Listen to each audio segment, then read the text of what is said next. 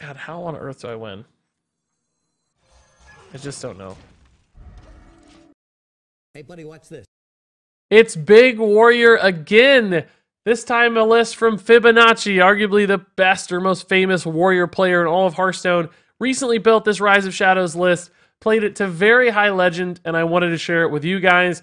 It does some crazy big things. You've got Dimensional Ripper, Boom Reaver, the Boom Ship, summoning enormous minions into play. Things like Bulldozer and Grom, Damage Stegatron. You've also got Dragon Roar to help you generate extra resources for things like your Boom Ship. So basically this deck is a big pile of value. It's a big pile of stats, and that's exactly why it's called Big Warrior. And I can't wait to show it to you. So let's go ahead and jump into some gameplay for this deck.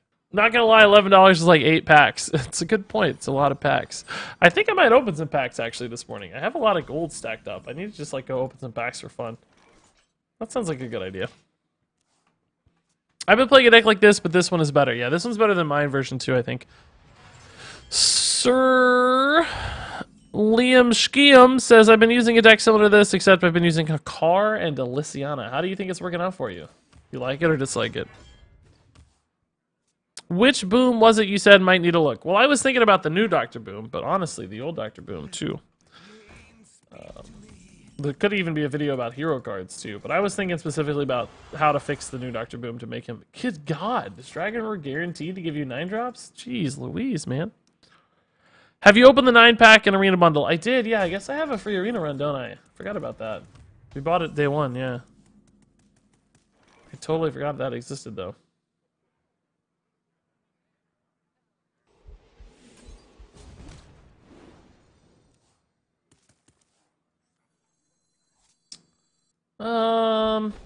Yeah, I don't want to execute that, right? I don't care if he gets cards that much. If anything, if might give me an advantage in fatigue to make him draw a lot of cards, huh? We could certainly try. I did lose some weapon removal potentially, but I have more. It's crazy how Weapons Project has finally taken off. It took a while, but do you think Dragon Color Alana is worth crafting? I don't know. Is she popular in Wild? I haven't seen her in Wild much, man. I don't know. I don't play a lot of Wild, so I'm not sure. If she's good, then sure. I mean, she's proven to be a good card in the past in Standard. But I don't know for sure if she's still relevant or not.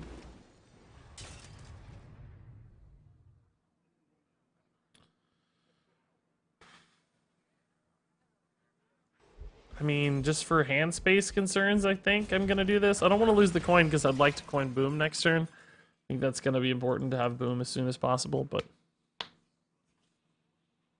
Playing Wild Quest Murloc. Nice, dude. You should craft Golden Dragon Roar, make those big boys look good. Yeah, it's pretty cheap. I would hopefully open one so I don't have to, but it doesn't seem like that's happened yet, unfortunately. Ooh, man. Oh my gosh, guys. Ugh. Oh, that's the hero power I need. Shoot. We'll never get that again. She was cut from some big spell mage deck, so not worth the craft. Okay, there's some insights. I mean, we could look at the HS replay stats probably, but... He got this one, so he'll get delivery drone when he needs it, and we will not. I know that world. I've been in that place before. This takes me to 10 if I do it, and I don't get a cheap minion, so I don't know if that's worth. I think perhaps we just hero power pass here. I would love to... I told you what would happen, didn't I? Did I call this or not? Did I tell you this would happen or not? He gets delivery. He's gonna have to pass it up anyway, though, so that's good news. Okay, I can live with that then. That's fine. And this gives me the kill on that, so that's good news too. But that's good news. I take it back. We're fine. My complaints have fallen on deaf ears. Man, I tell you what though, I really don't have a lot of good plays, do I? Part of me wants to just Warpath this instead of face tanking 7. If I'm gonna overdraw anyway, it's like, what? Why not Warpath, you know?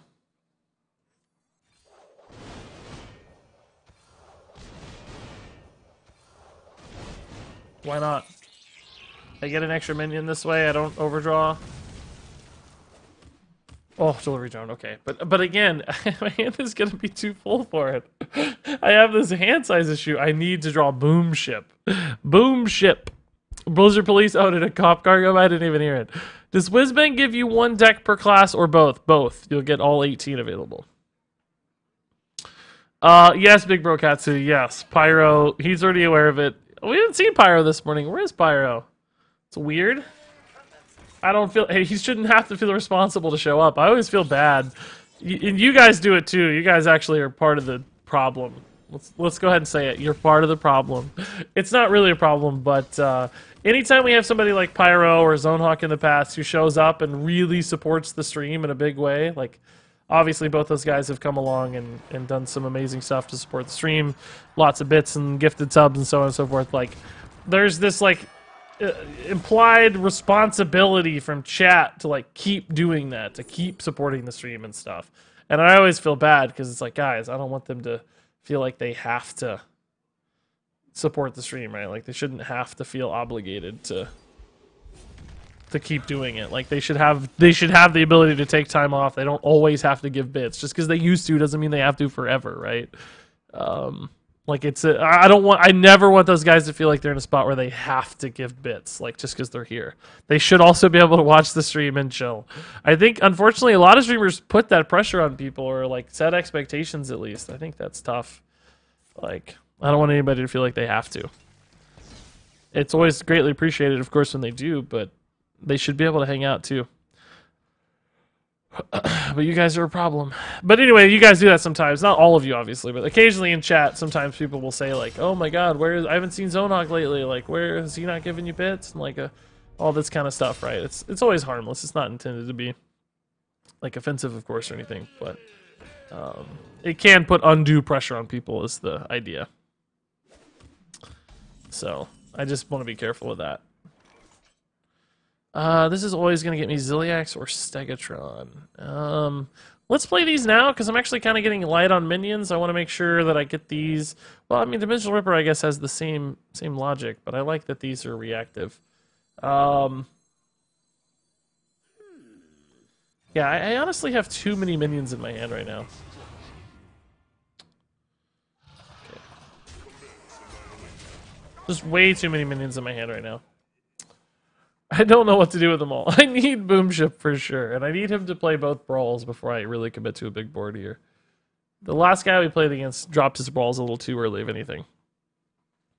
I never feel like I have to, but the look of happiness you have when I donate bits and make a joke makes me feel super happy. Well, I'm glad to hear that, man. Again, I do appreciate it. This wouldn't be possible without that stuff. So it is very important to me, but again, nobody should ever feel obligated. Ultimately, I want to get to a point where you guys don't even really have to support the stream with bits as much. Like if I can get more sponsors and more outside stuff, like that won't be as necessary. Or make YouTube a little bigger all the time is the goal. We're not there yet, but it is always the goal to try to get to that spot. Do you ever feel like you get more bits from other people when one of the big donors doesn't show up? No, honestly, I actually think it's almost the opposite. Usually I feel like, if somebody's like cheering and creating like big hype moments, it can actually lead towards more bits. Like people kind of want to get on the bit train or sub train. Like you get in those you get like momentum almost. Sometimes it just goes kind of quiet on bits and stuff if there's not like one person driving it. And then of course we've had in the past like Zonehawk 2 would do like the bit matching where like he would offer to match bits and that can always like double up the number of people who are willing to cheer and stuff. So, no, I think it's the other way around.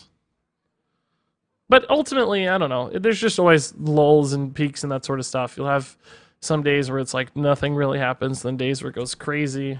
I mean, ultimately the goal is provide value for people, and it's going to take care of itself, right? Like if I make people laugh, if I create entertainment, if I teach them something, then all that stuff will solve itself is the idea. Hopefully it works that way. I don't know. It's had a lot of variability, but do you still play Thomas the Tank Engine theme with a subtrain? Only when we have a subtrain. It's not for free, sir. Not for free. But yeah, we do sometimes. I want to get value out of this always, so I think I'm gonna try. Somebody order a bomb. I really like the idea of Scrap Hound armor, because this game could go long. I mean, the Nullifier's big, which is nice. The Whelp is big, which is nice. I guess that's better, ultimately, but I can't play them right now, so I have to play something else. What do I play if I don't play those right now? Do I play Ziliax? Ziliax and the Goblin's okay, but I kind of want to save the Ziliax for late game to heal me a ton. Man, see, like, I don't know what to play now. Now I'm just stuck. I guess I'm going to take the Nullifier. I guess I'm going to take the Whelp. I don't know what to do, guys. I don't know what to do. I think I gotta play the Ziliax, right? This gives him a good Super Collider too, though. Shoot, man.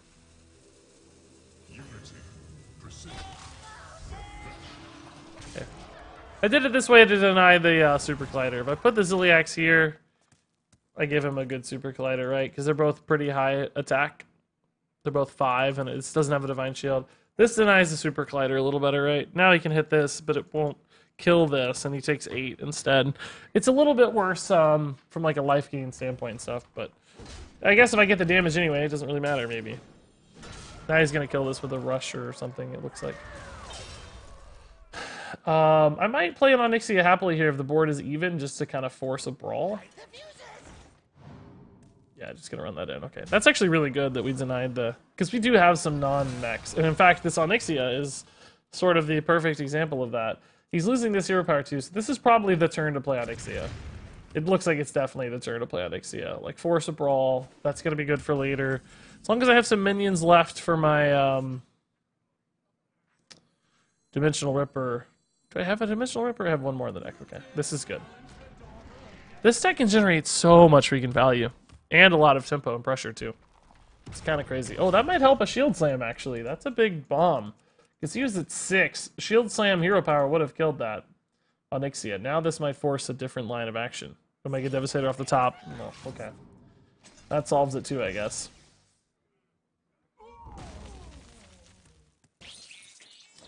Alright. It's no biggie. I mean, we're way ahead in the fatigue game plan here. And I have so much value I haven't even generated yet. So I think we're going to win. But who knows? We could lose the board at some point and have a boo-boo turn somewhere along the way. Boo-boo! Alright, I like this, I think.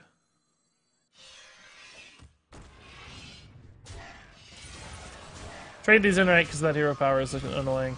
Nope, don't want to burn cards. We're going to wait. Just the 7/7's fine. Should I dust my golden Nomi for Khadgar? I don't know, man. Nomi's kind of playable. I like Khadgar better personally. I think it's really fun, but I wouldn't dust. I don't think. I wouldn't dust. Your beard disappeared for a second, and a train was there, but it's back now. Yeah, it's weird, isn't it? Just threw Firelance Portal with Kalikos and Malikos on board, both frozen to win the game. Nice, dude. It's a big old Firelance Portal. Have you played around with the Khadgar Dragon Mage? I really haven't. We've played our own version of Khadgar, kind of, but not that version as much, no. We talked about it earlier. AV4, whoever it was in chat, linked a version that we talked about some.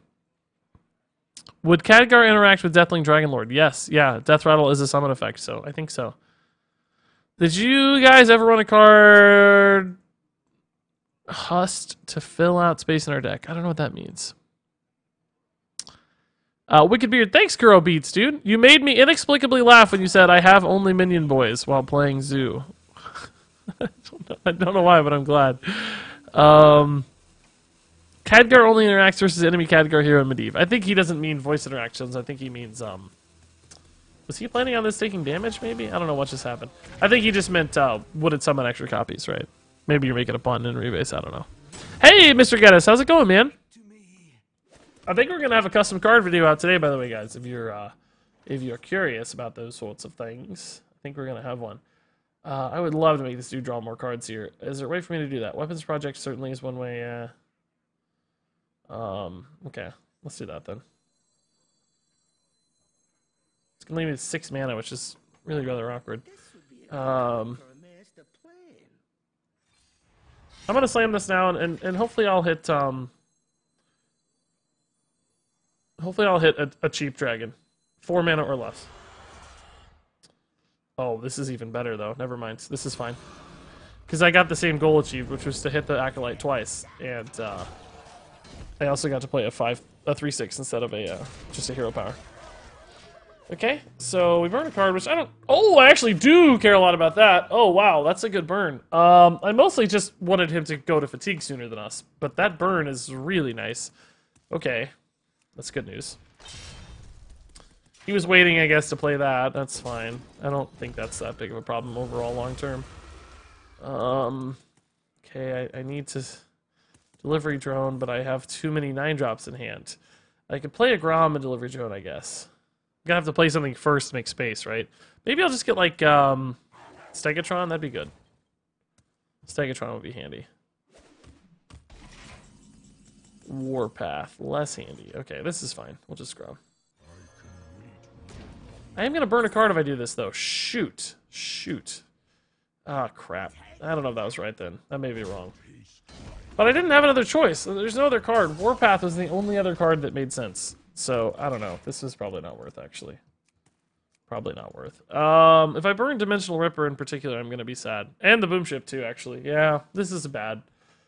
I don't want to burn any of these cards. Slam and Shield Slam are okay. I can burn those. Brawl, I don't want to burn. Stegatron, I can burn. But I don't know what to do because my hand is too full. I'm going to have to commit to a Vargoth at some point just to get it out of my hand, I guess. Yeah, keep drawing, man. What is he drawing toward? I guess he has an Elysiana, so we need to be careful. Like, even if he gets... Yeah, he does have Elysiana, I'm sure. He's definitely more of a control list. He's running Baron Geddon, for God's sake. So, I'm actually... So, by that logic, I'm actually 3 cards behind in fatigue. So, maybe I need to commit more pressure. It's okay, you'll burn damage Stegatron. I hope so. That'd be good. Hey, readers in chat, can someone recommend a deck that's fun to play? I like Khadgar Summoner Mage a lot. I think it's really fun.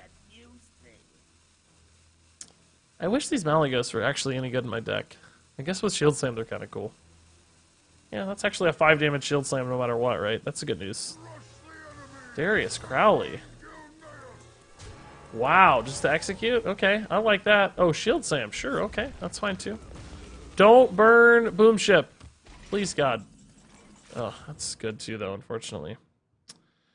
God,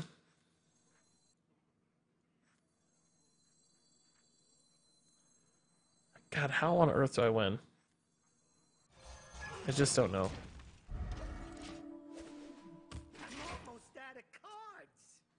How on earth do I win? Yeah, so he's at 1, but I mean, really with Elysiana, that's 11, right? And I'm at 8. So it's actually 11 to 8 here.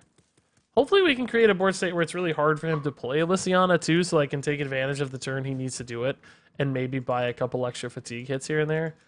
Because, you know, his health is a resource he very much needs to be thinking about, I suspect. Real shame I burned that Ripper. That's 2 big threats I just lost forever. Really sad. It's probably my fault. Probably my fault. Hagath Zul'jin and Jiraxis feel very fair to me. Mad Genius doesn't in this post-hero era. Interesting. Okay. I like that take. I don't know if I agree with it necessarily, but I like the take. Cool. This is not going to die? Alright. He only has 5, and this is at 6. So that's intriguing. Oh, just ends the turn. Okay. I can live with this. Yeah.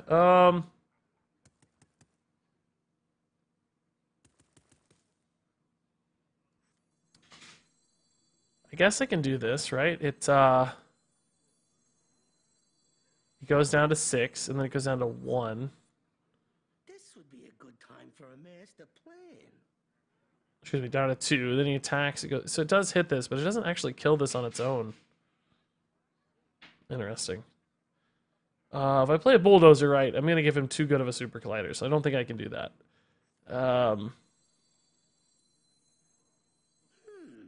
Could also just, like, Vargoth.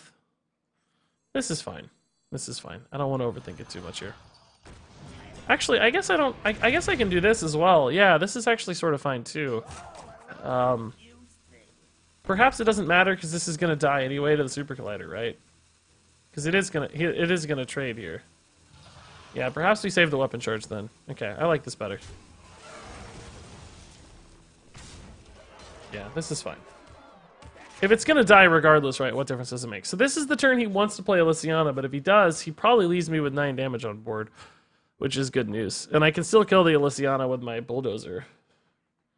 Although Bulldozers are somewhat risky to play. Oh, wow! Okay. Interesting. I wonder if he has like a whirlwind effect of some sort here. Nope, just the Malygos. Okay, interesting, interesting. Yep, that'll be nice. Okay. I don't actually need the armor if I play the Malygos here. The Malygos does enable him a pretty good Super Collider, though. Oh, actually, is he dead at all? I have 11. He's very close to dead, but not quite. I guess I do need to play a minion because I don't want him to get Zap Cannon value here and me not accomplish anything. But the Malygos in particular means that he gets to... This would be a good time for a master plan. Yeah, the Malygos means he gets to attack into something that's very easy to kill. It doesn't take a lot of damage, right? That's not good.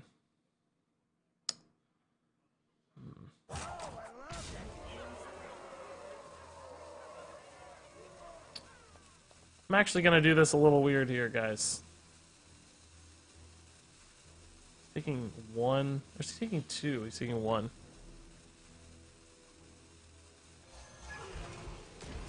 I'm going to do something a little weird here. Instead of taking the armor... Because if I took the armor, if I just armored up and shield slam Malygos, right? Like, obviously that's the easy line. The problem is I only leave one threat on board. He just zap cannons my 9-1. I don't have another thing to play. I could like play a Vargoth or something, but I can't because then it makes it easier for him to kill the Bulldozer without using the zap cannon.